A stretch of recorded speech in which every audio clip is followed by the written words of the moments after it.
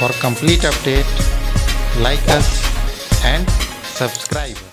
Hello, good morning guys. Now we move on. Today we explain fundamental theorem of arithmetic. What is rational number? What is irrational numbers? Okay. So let's move to first. इसमें देखते हैं fundamental theorem of arithmetic क्या कहता है। इसकी definition ये है कि एवरी कंपोजिट नंबर क्या होता है? कंपोजिट नंबर्स जो वन और अपने आप को छोड़ के किसी दूसरे नंबर से एग्जैक्टली डिविजिबल हो, ओके, तो वो हमारा कंपोजिट नंबर होता है। जस्ट इसका अपोजिट प्राइम नंबर्स जो अपने आप और सिर्फ वन से डिविजिबल होते हैं, उसके अलावा किसी से नहीं होते। कहने का मतलब है कि प्राइम के ओनली दो फैक्टर्स होते हैं, वन एंड इटसेल्फ। कंपोजिट के मोर देन टू फैक्टर्स होते हैं, ओके।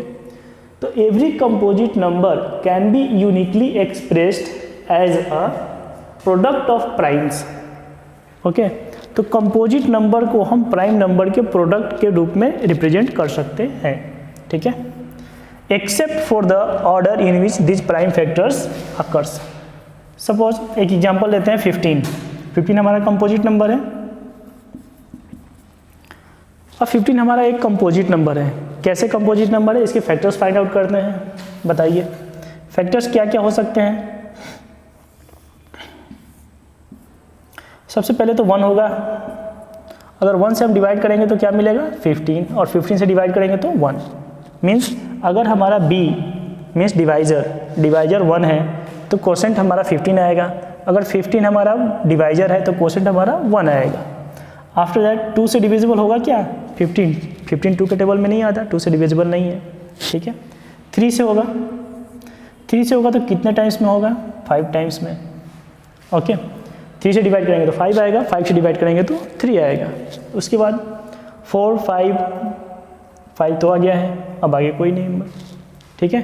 तो 15 के हमारे पास 4 फैक्टर्स मिले हैं, 1 3 5 एंड 15, ठीक है। तो इसमें प्राइम नंबर कौन से हैं? प्राइम नंबर सिर्फ 3 है और सिर्फ 5 है। तो हम 15 को एक्सप्रेस करते हैं 3 into 5, these are prime. 3 into 5, okay, equal to 15। तो 15 हमारा कंपोजिट नंबर है, 3 एंड 5 का प्रोडक्ट कंपोजिट नंबर के इक्वल है, ओके। अब आगे कहते हैं प्राइम फैक्टराइजेशन पे। प्राइम फैक्टराइजेशन क्या कहते हैं? सबसे पहले हमें फाइंड आउट करना है primes numbers, okay. Prime numbers का से ही फैक्टर करें कंपोजिट नंबर को। कंपोजिट नंबर को हमें सिर्फ प्राइम फैक्टर से ही करना है। अब फैक्टर्स क्या होते हैं भाई? प्राइम फैक्टर्स, और उसे कंपोजिट नंबर को डिवाइड करने का क्या रूल है? ये तो छोटे से नंबर थे 15। अगर सपोज कीजिए ऐसा कोई नंबर है, अब ये हमें फाइंड आउट करना है कि ये कौन कौन से प्राइम नंबर से ये फैक्टर होगा। तो प्राइम नंबर स्टार्ट कहाँ से होता है? प्राइम नंबर्स हमारे पास क्या क्या है? स्टार्ट फ्रॉम 2 3 5 7 11 13 17 19, ये अंडर 20 है। इसका टेबल हमें याद होना चाहिए, याद होगा आई होप, ओके। इसके बाद 20 से 50 तक जो प्राइम नंबर बचते हैं उनके भी आपके टेबल याद होने चाहिए। ये आपके होमवर्क के लिए है। सपोज 20 के बाद क्या होता है? 23 24 25 26 27 28 29 30 31 32 33 34 35 36 37 38 39 40 41 42 43 44 45 46 47 48 49 50। इसके टेबल आपको होमवर्क में याद करने हैं। क्यों याद करने हैं अभी बताता हूँ। ये इंपॉर्टेंट क्यों है, ये आपके टेबल होमवर्क में याद करने हो, ठीक है। ये आगे मिलेंगे, अभी बता देंगे क्यों करने हैं। चलिए, इसका टेबल तो हमें याद है। अब कोई बड़ा नंबर है, इसका टेबल तो हमें 10 तक ही याद होता है। 10 का टेबल इंटू 10 करेंगे क्या होगा? 190, और ये नंबर तो बहुत ज़्यादा बड़ा है। अब ये कैसे फाइंड आउट करेंगे कि कोई बड़ा नंबर 3 डिजिट 4 डिजिट 5 डिजिट का है, वो इस प्राइम नंबर से एग्जैक्टली डिविजिबल होगा या नहीं होगा? उसके लिए रूल्स हैं, वो आपको याद करने पड़ेंगे, ठीक है। बहुत सारे बच्चे पहले ही कर चुके होंगे 6-7 क्लास में। अगर नहीं किए हैं तो उनके लिए हम अलग वीडियो बना लेंगे। 2 से डिविजिबिलिटी के लिए क्या होना चाहिए? यूनिट प्लेस पे इवन नंबर होना चाहिए, इवन नंबर होना चाहिए। तो यहाँ पे 6 है, मीन्स ये 2 से डिविजिबल है। 3 से डिविजिबिलिटी का रूल है सबका सम 2 + 4 + 5 + 4 + 6, इसका सम अगर 3 से डिविजिबल है तो ये नंबर भी 3 से डिविजिबल होगा। ओके, एग्जांपल करते हैं। 4 to 6, 6 to 5 11, 11 15, 15 6 21, 21 3 से डिविजिबल है। ठीक है, तो ये नंबर भी 3 से डिविजिबल होगा। Sum of numbers, sum of digits must be divisible by 3। अगर इसके सम 3 से डिविजिबल है तो ये नंबर भी 3 से डिविजिबल होगा। ओके, 5 से डिविजिबिलिटी का रूल ये है कि इसके लास्ट में 0 और 5 होना चाहिए। ओके, कम से कम ये 2 3 5 एटलीस्ट याद होना चाहिए। ठीक है, ताकि हम आसानी से कोई भी नंबर को डिविजिबल चेक कर सकें। ठीक है, आगे चलते हैं, इस पर एक एग्जांपल करते हैं। इसके अकॉर्डिंग हमें निकालना है प्राइम फैक्टराइजेशन के थ्रू एचसीएफ निकालना है, एलसीएम निकालना है। एचसीएफ और एलसीएम प्राइम फैक्टराइजेशन से। अब तक हमने एचसीएफ निकाला था यूक्लिड डिवीजन से। ठीक है, अब हमें निकालना है प्राइम फैक्टराइजेशन से। तो एक एग्जांपल लेते हैं और उसका एग्जांपल निकाल के देखते हैं कि सपोज हमें 105 इसका प्राइम फैक्टराइजेशन करना है। ठीक है, तो बताइए क्या से कटेगा? 5 से कटेगा। 5 1 6, पहले 3 से काट लेते हैं। पहले 3 से डिविजिबल होगा, 3 3 जा 9, 3 5 जा। अब ये 3 से डिविजिबल नहीं होगा, 2 से भी नहीं होगा, तो किससे होगा? 5 से, 7 टाइम्स।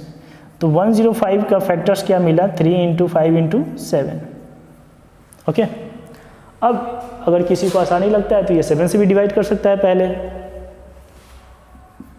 105 को हम 7 से भी पहले डिवाइड कर सकते हैं, तो क्या हो जाएगा? 15। फिर 5 से डिवाइड करेंगे तो 3 मिलेगा। तो ये आगे लिखो या पहले लिखो कोई फर्क नहीं पड़ता है। यहाँ पे यही कह रहे हैं, except for the order in which this prime factors occurs. तो या तो 3 × 5 × 7 लिखो या 7 × 5 × 3 लिखो, इससे कोई फर्क नहीं पड़ता है। ठीक है, तो ये हमारा था fundamental theorem of arithmetic. Okay, अब एचसीएफ निकालना है तो 2 नंबर लेते हैं। एक हमारा नंबर हो गया 105, दूसरा नंबर लेते हैं 46, इनका प्राइम फैक्टराइजेशन करना था। और एक 612, इसका फाइंड आउट करना है एचसीएफ और LCM. HCF and LCM find out करना है। नंबर्स है हमारे पास। ओके, सो एचसीएफ और एलसीएम निकालना है 36 एंड 84 का। तो कैसे निकालेंगे? पहले 36 का और 84 का प्राइम फैक्टराइजेशन करेंगे। 2 से कटेगा 18, फिर 2 से 9, 3 से 3। ओके, तो हम 36 का लिख लेंगे। 36 का हमें क्या क्या फैक्टर्स मिला? 2 × 2 × 3 × 3। Okay, next 84। 84 का प्राइम फैक्टराइजेशन करेंगे 2, 42, 2 21, 3 7। ओके, अब 84 का लिख लेंगे 2 × 2 × 3 × 7। अब हमें फाइंड आउट करना है क्या? पहले एचसीएफ। तो एचसीएफ में हम वो फैक्टर्स लेते हैं जो कॉमन है दोनों में। ठीक है, 2 2 ये ले लेंगे, एक 2 2 इसमें भी कॉमन है, ले लेंगे। 3 3 कॉमन है, ले लेंगे। ठीक है, इसके बाद ऊपर 3 है, नीचे 7 है। अब कॉमन कोई नहीं बचा, तो ये हमारा एचसीएफ हो गया। दोनों का मल्टीप्लाई कर दो, 2 2 जा 4 3 जा 12, तो 12 हमारा एचसीएफ हो गया। अब हमें फाइंड आउट करना है एलसीएम। तो एलसीएम तो हमें पता है, एचसीएफ हमें 12 पहले से मिला है जो हमने कॉमन लिया है। ठीक है, अब आगे जो बच गया है, जो फैक्टर्स रिमेनिंग है, उसको भी हम इंक्लूड कर लेंगे। तो हमने इन सबको पहले ही ले चुके हैं। बचा क्या है? रिमेनिंग पार्ट क्या है? ऊपर 3 नीचे 7, तो 3 × 7 और ले लेंगे। तो क्या हो जाएगा? यहाँ तक हमारा 12 आया था। ठीक है, 12 3 जा 36 × 7, 6 42 4 7 21 4 252 एलसीएम आया। ओके, तो हम इस तरह से एचसीएफ एलसीएम निकालते हैं प्राइम फैक्टराइजेशन से।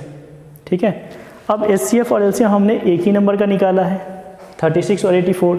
तो इन दोनों में और इन एचसीएफ और एलसीएम में, इन चारों में कोई ना कोई रिलेशन होगा। ठीक है, वो रिलेशन हम आगे पढ़ेंगे। वो रिलेशन ये है, HCF × LCM = first number × second number. ये हमारा एक फार्मूला बनता है, HCF और LCM में मल्टीप्लाई करें तो वो इक्वल होगा फर्स्ट नंबर और सेकेंड नंबर के इक्वल। ओके, इसमें से कोई भी एक मिसिंग होगा तो हम उसे फाइंड आउट कर सकते हैं। ठीक है, अगर इसके रिलेशन दिखाना है तो सबसे इसमें छोटा कौन सा हो सकता है, HCF होगा। सबसे स्मॉलेस्ट कौन सा होगा, HCF होगा। तो HCF सबसे स्मॉलेस्ट होगा। ठीक है, उसके बाद इन दोनों नंबर में से जो आना है आएगा, इन दोनों नंबर में से जो नंबर छोटा होगा वो आएगा।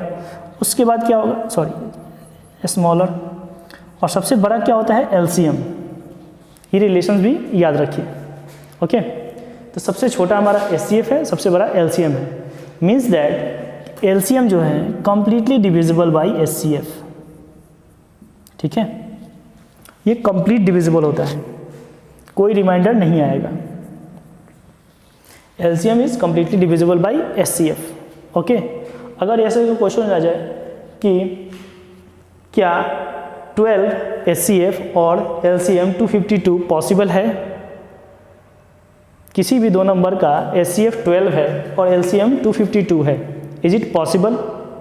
तो इसे कैसे प्रूफ करेंगे, हम LCM अपॉन HCF कर देंगे। तो LCM हमारे पास है 252, HCF हमारे पास 12 है। अगर ये एग्जैक्ट डिविजिबल है तो yes it is possible for a number HCF उसका 12 हो और LCM उसका 252 हो। Okay, so now check it, 12 2 जा 24, 1 21 टाइम्स में ये कंप्लीटली डिविजिबल हो रहा है। ठीक है, तो LCM completely divisible by HCF, it means it is possible for this कि HCF 12 हो उसका और LCM 252 हो, कोई नंबर हो। ठीक है, वो नंबर कुछ भी हो सकता है, जो नहीं 36 और 84 ही हो। ठीक है, एनी अदर नंबर भी हो सकते हैं। ओके, नेक्स्ट चलते हैं रेशनल नंबर्स पे। ओके,